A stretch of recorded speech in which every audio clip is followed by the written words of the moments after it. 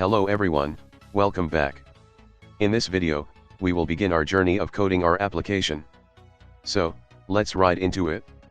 In your projects folder, right-click on it and open it in your Python text editor. Remember, we'll be using PyCharm as our text editor in this course. When PyCharm opens for the first time, we need to configure our project to run our Python files. But, before we begin configuration, let's create a new Python file and call it main. Now we can configure the application. To configure PyCharm to our application, we go to the top menu and click on Add Configuration option. When the menu opens, click on the Add New option on the left side of the screen and select Python from the list. Give the configuration a name. We'll name it Group Chatting Application, but feel free to name it anything you want. Next, make sure in the script path, you select the main file we recently created.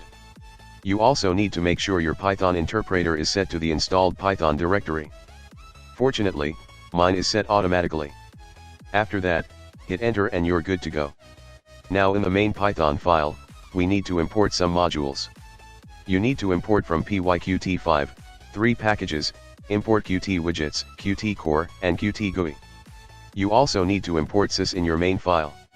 And from our main window file, we will import the UI main window class. Now we will create a class called main class, and we will inherit from PyQt5 Qt widgets main window class. And finally initialize our class. In order to run our application, we need to call the main class. So, go to the bottom of the file and write the following code.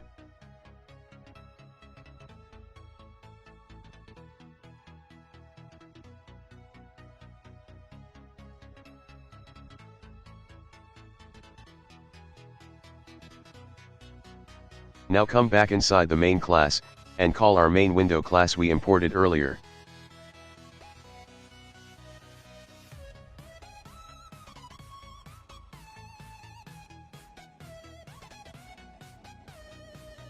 Now, we can go ahead and test our application. Go to the top menu and click on the green button right next to the configuration menu to run the app. You see, our application started successfully with no errors. Now, we will open and read our style.qss file and test again. There you go, the style sheet file works too. Good. Now we will change our main Windows title name to Group Chatting Application, and change its icon too.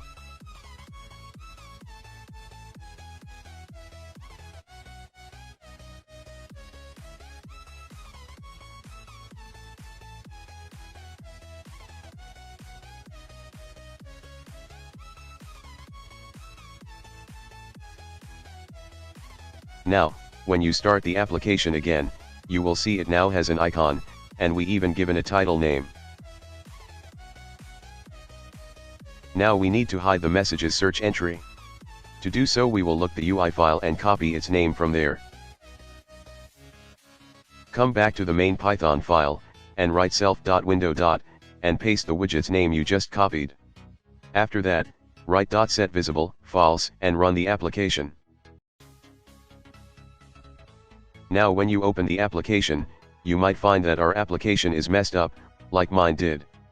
So, we'll have to solve this problem first. Open the main window.ui, in the Qt Designer. Inside the current active client frame, click on the StatAssign color QLabel widget we created earlier. Go to the right panel, and change the maximum width size to 10. Now right-click on the frame, go to the Layout Alignment. And select left. Go to the top right frame, right-click on it, go to the Layout Alignment, and select right. Finally, save the file, open the projects folder, and delete the main window.py. Now, like we did before, open the command prompt window in the projects folder, and convert the UI file into Python file. And start the application again. You see, our application is no more messed up, thank God. Now, we want to show and hide the messages search entry when the search button is clicked. To do so, let's first copy the name of our search button. Just below the init function, simply connect the search button's click signal to a function. We'll call that function, show hide messages search.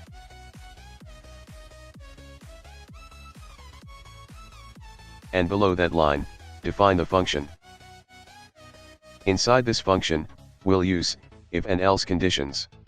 We'll first check if the widget is already visible. If it's not visible, we'll set visible to true. Else, we'll set visible to false, to hide the widget. Unfortunately, I accidentally switched the conditions in my code. We have to set visible if it's not visible, and vice versa. Now run the application. Good, it's working fine.